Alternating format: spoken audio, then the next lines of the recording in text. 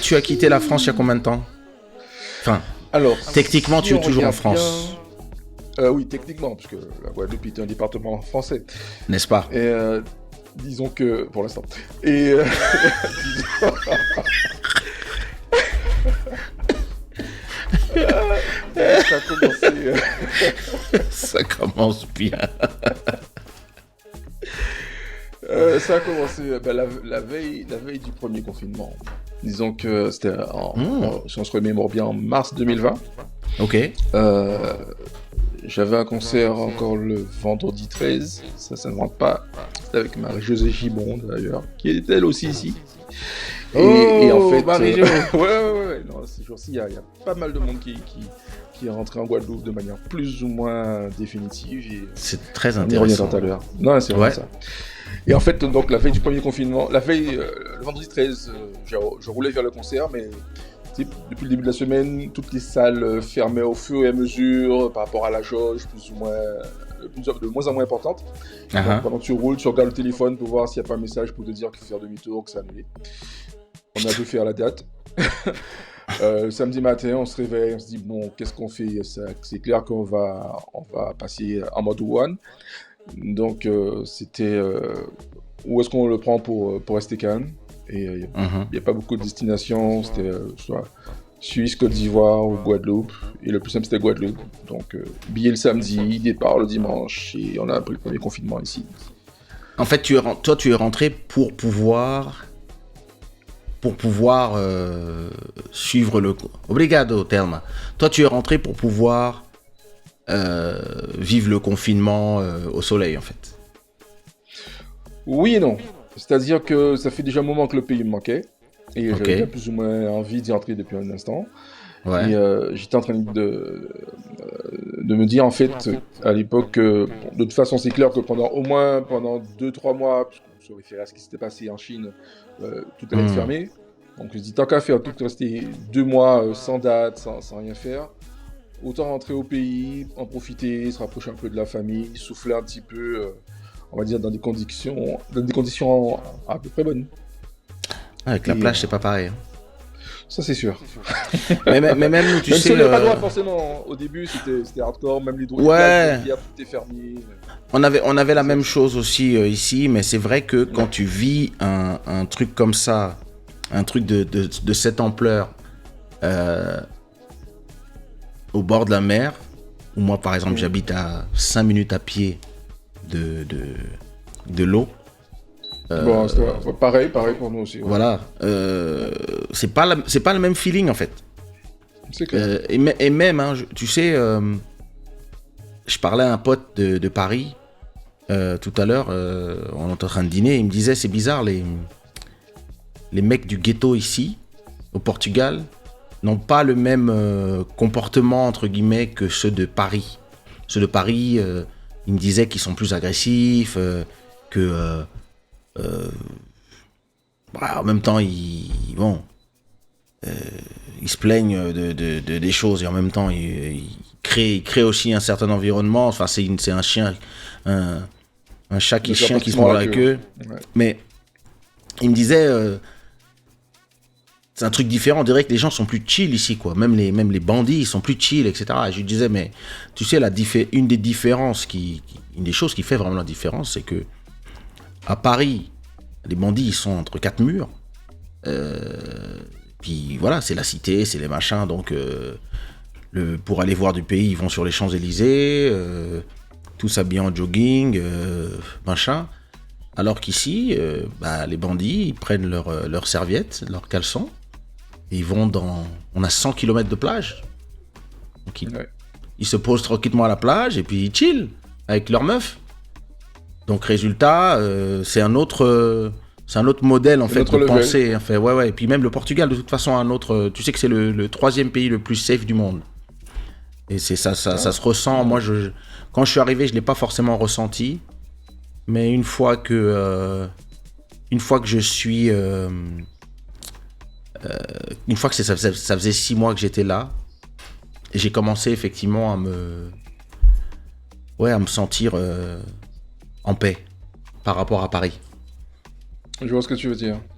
C'est vrai que j'ai pas encore l'occasion de venir là-bas, bientôt peut-être, mais l'image, enfin l'ambiance qui se ressort de ce qu'on voit dans les reportages et tout ça, je pense que ça me fait beaucoup penser à la Guadeloupe, aux Antilles, dans le sens où t'es déjà venu, tu sais que la Pointe-à-Pitre, la ville, il y a tout ce qu'il faut, mais que à un jet de pierre, on se retrouve dans l'eau Ouais, c'est ça. et je pense que c'est un petit peu la même vibe. Entre ce qu'on voit et ce qu'on vit sur place, le temps de prendre un petit peu le pouls du pays, de rentrer dans la vibration. Et on a beau dire, mais comme tu dis, le soleil, le beau temps, ça joue sur l'humeur, sur les hormones, et forcément, ça doit donner un petit peu la même chose, je pense. Les gens qui n'ont pas liké le live là, c'est-à-dire que vous savez que ma main peut sortir de l'écran, vous gifler. Put your likes. Arrêtez de blaguer avec moi. Malcolm Beats, how is it in Spain? Je lui dis enfin un Club Shada en français. Oh. Tu sais ce qu'il faut que je fasse? Il faut que je fasse un Club Shada en portugais. Ça, je ne l'ai pas fait. Alors, donc toi, ça fait donc 3 ans, 4 ans maintenant. Tu sais, alors, je sais pas pour toi. 2 ans, ouais. Tu sais, je sais pas pour toi, mais moi, j'ai complètement perdu le sens du temps. J'ai passé Je vois ce que tu veux dire. 2 ans chez moi, j'ai perdu le sens du temps, j'ai perdu le sens du social, c'est-à-dire il faut que je me force pour sortir de chez moi maintenant. Ah, bien. Alors qu'avant j'étais dehors, avant je me réveillais, je prenais ma douche, j'étais dehors, j'étais dehors tout le temps. C'est clair. Maintenant, bon c'est vrai que tous mes instruments de travail sont ici aussi. Je travaille depuis chez moi, donc. Ouais. Mais avant, j'allais quand même boire un verre, j'allais au resto, j'allais au ciné. Maintenant, Netflix, Amazon Prime et compagnie. Mais ça fait le taf. Le show, il est ici. Le studio d'enregistrement, il est ici. Peut-être que si j'achète un appartement, peut-être que je me louerai un bureau ou un truc de cowork pour faire mon show depuis un lieu, depuis un bureau, ou peut-être je ferai un studio juste pour le show, comme ça je sortirai de chez moi pour faire le show, quoique j'aime bien, c'est confortable, en tout cas j'aurai ma propre pièce, juste pour ça. Après, c'est vrai que d'aller je pense aussi. que l'avantage qu'on a, c'est peut-être, nous dans la musique, on avait peut-être déjà été un peu, je vais dire précurseur, mais un peu en avance sur le mouvement du fait de travailler à la maison avec tout ce qui... Non, précurseur, oui. Ouais, on peut dire ça. Attends, on a enregistré l'album solo en 2004. Waouh, déjà. Ça, ouais.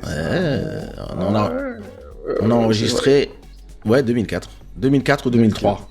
En tout cas, sorti en 2004. Donc, c'est un album qui a 18 ans, mec.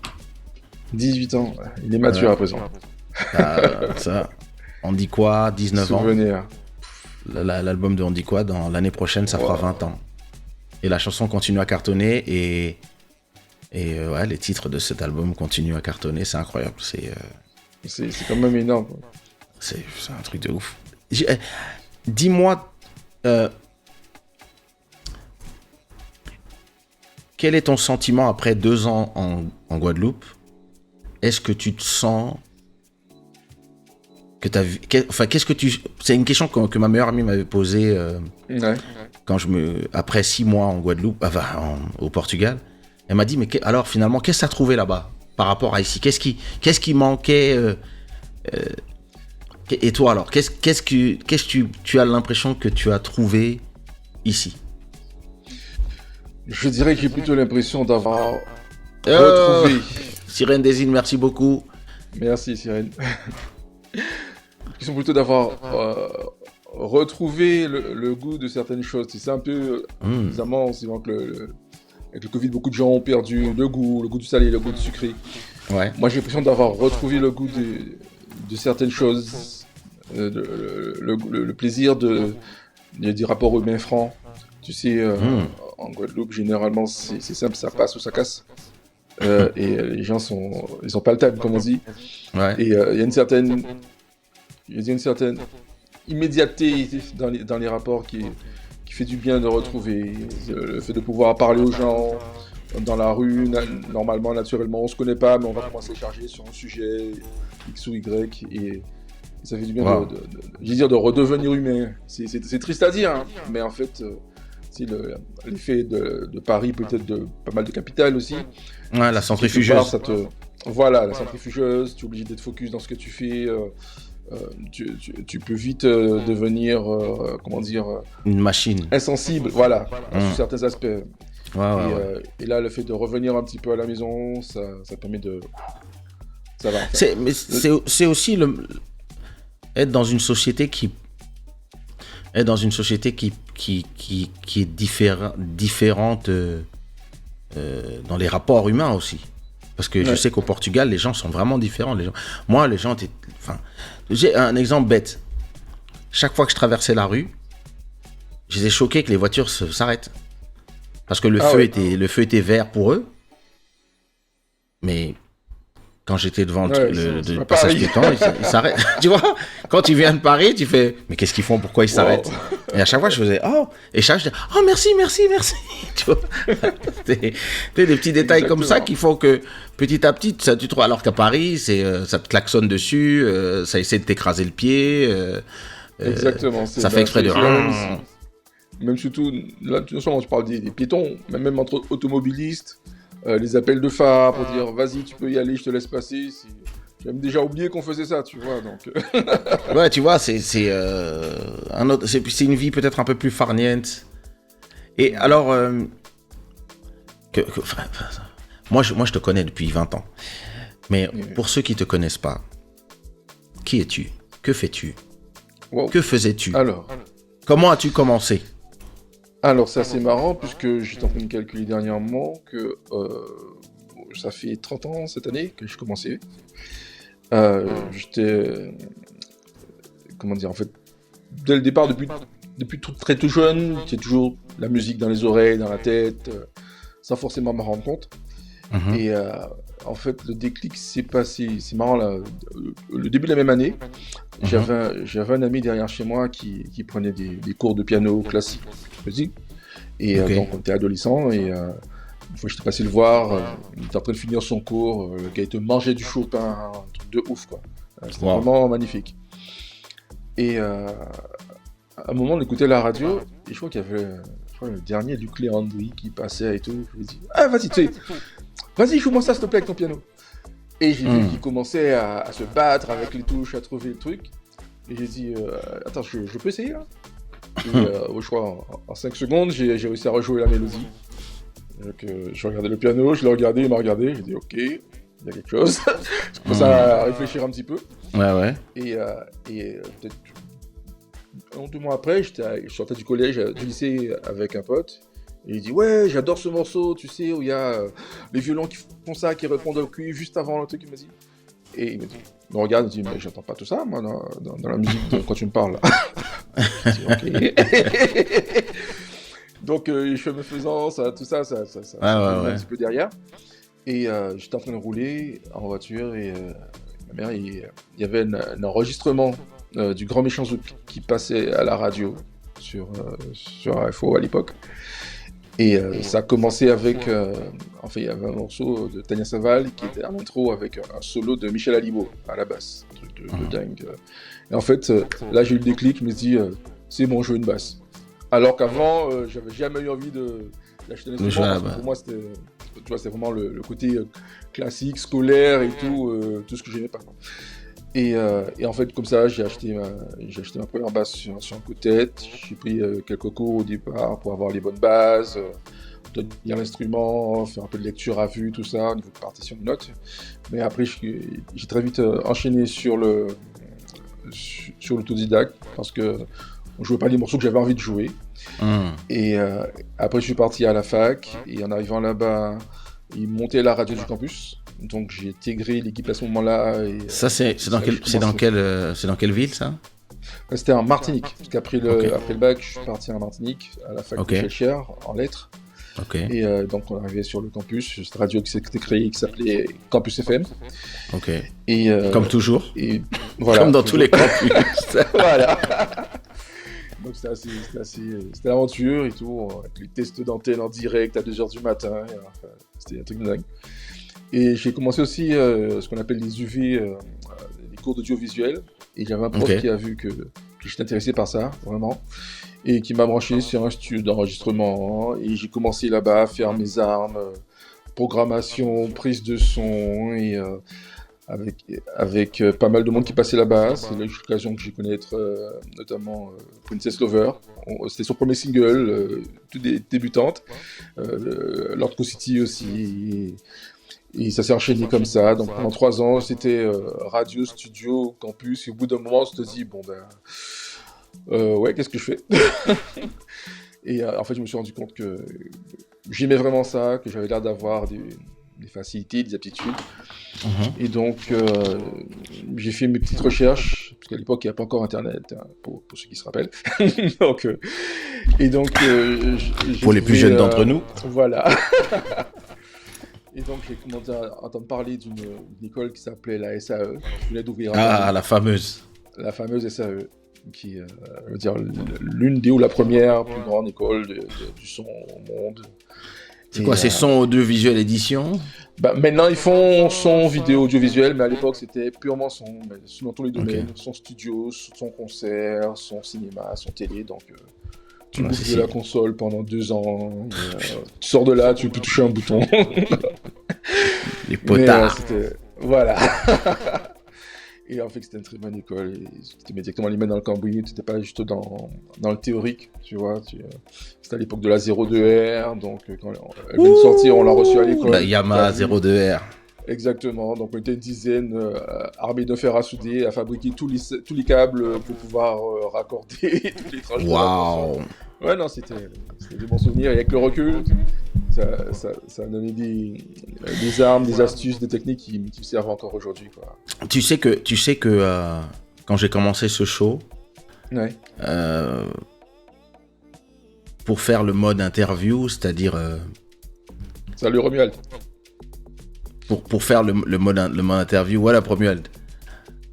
Pour faire le mode interview, tu dois te rappeler de toutes ces choses-là, en fait, c'est-à-dire le routing de l'audio. Ouais, parce que quand je parlais, ça faisait un loop et je comprenais pas pourquoi. Donc les gens, ils entendaient l'invité, puis ils me entendaient, et puis ça tournait.